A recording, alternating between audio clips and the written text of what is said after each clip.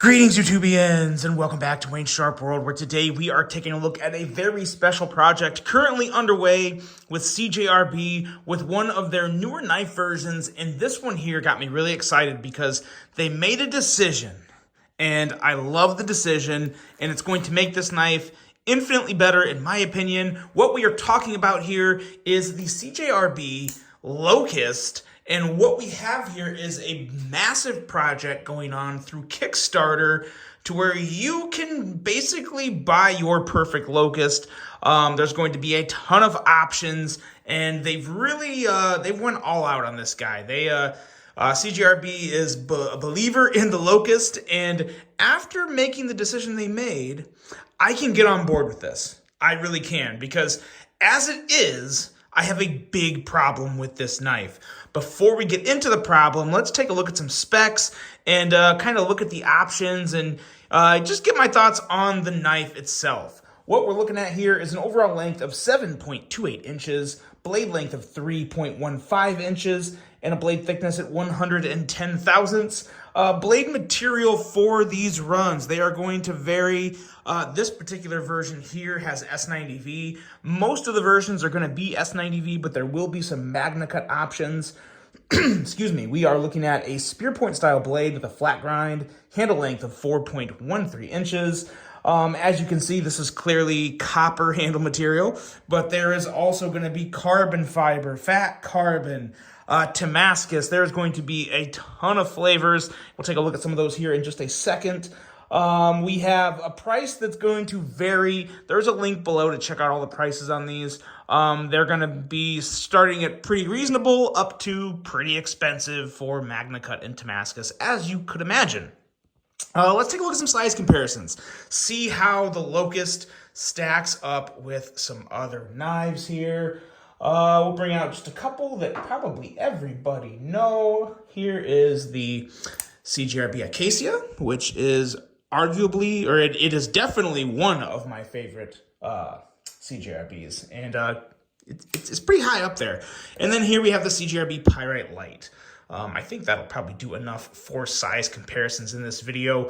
Again, a very average size knife. Gonna be pretty good, I think, for a lot of people. And let's talk more about the decision they made, because there's really very few things about this knife I don't like.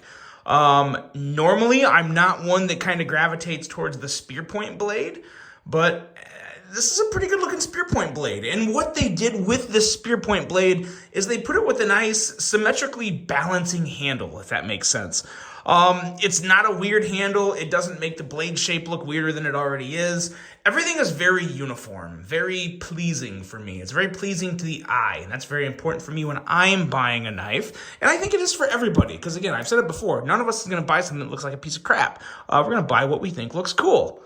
I think this looks pretty cool. And I think I triggered that stinking lock, I think. There we go. That's the problem. This is the problem here, this darn lock. The problem is going away, kind of. We're going to have options. You can get this knife with the lock or without the lock. I would highly recommend not getting this lock. Listen, you guys know I like CJRB. It's very few times does CJRB or Artisan Cutlery come out with something that I wouldn't recommend, because they do a really good job from a manufacturing standpoint and all that stuff. All the good stuff that you need in a knife when you're going to pay, north of $50, which these are all well north of $50. You need to be able to rely on all the quality and the details and the fit and finish. And normally you can, but this lock that they decided to start using on their knives, I don't like them. I just flat out don't like. The first couple I thought were okay because there wasn't a lot of wiggle or play. But now these ones here, they move around. They move around when they're open or closed. They're not my cup of tea. And especially this version, because the lock is very close to the actual button, which is extremely annoying. It drives me crazy. So I expressed my concern, and I'm not trying to say like I influenced much of a decision. I think they know what they're doing at CJRB. They realized, hey, you know what? maybe this lock wasn't the best idea. So they made the decision to give everyone out there the option to get it with the lock or without the lock. So my thoughts with this knife without the lock, with this thing gone, one, it's going to look better right away.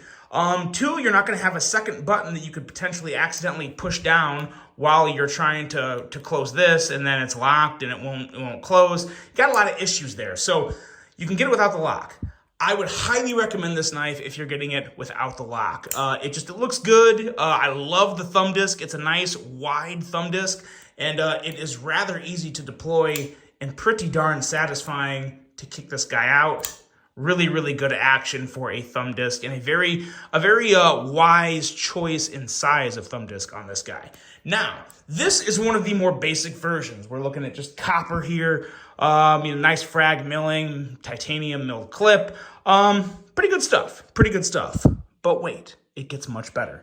You can move up to just regular carbon fiber, and then this one here is going to have, that is, yep, S90V as well. This one's pretty cool. My personal favorite is this guy right here. The fat carbon version is next level for me. I love what they did with this. I'm not a big fan of the gold liners on the black one. It kind of throws me off a little. Copper's really cool, but it's kind of heavy. This here is nice. Really, really nice. Titanium, amazing inlay shape, just a perfectly simple inlay shape on both sides, which people complain about sometimes if it's just on one side and not the other. You have a very, very generous inlay size on both sides, done very clean, very flush to the ends. This thing looks and feels amazing. You also have a filler tab. This is left or right hand carry. These are all left or right hand carries. As you can see, they all have the filler tab on them, and one more that I'm going to show you in a second. But this guy right here is this one's it for me. This is the one if I had to rank these in order, I would say here's number one. Number two is going to be this guy right here. This is the Damascus version. Now, this is not the Magna Cut version. This is the version with S90V, but as you can see, it's got a sexy mirror polish, and that Damascus just pops. Really, really cool stuff there. So we have my favorite, my second favorite, probably my third favorite, even though it has the gold liners, because you guys know me, I like carbon fiber. And then the copper, I like copper. I've never really loved copper. All good versions. All have plenty of choices. And this is not even all the choices. There are some other choices out there, or other options out there that will be linked again to the video. I'll just throw the link for the Kickstarter in here, you guys. If I didn't mention it, this is a Kickstarter project. So the timeline is they're taking the orders now, and they are planning to have everything shipped, produced and shipped sometime around April or May-ish, and that can always change a little depending on production schedules and anything that could come up. But I like what they're doing here with this knife. I really do. There's very few times I can truly enjoy a spear point blade. I'm just not a big spear point blade guy. Don't hate them, just don't love them. I really like these. I really like this particular one. I love the shape of the inlay. I love the fit and finish. It's just everything about it is balanced really, really well. And it's very satisfying to me. Even the clip, the clip perfectly matches the handle. This is a very, very clean knife for me. And I really do enjoy this. I just wish it didn't have that stupid lock on it. But yeah, you can get it without the lock. Do not forget that. Any of the models you can get without the lock. Very important to note, because in my mind, that's what makes these knives desirable, is no lock, and then some awesome inlay like this. Really good stuff from CJRB. I am thoroughly enjoying the Locust, and hopefully I can get my hands on one without a lock. That would be cool.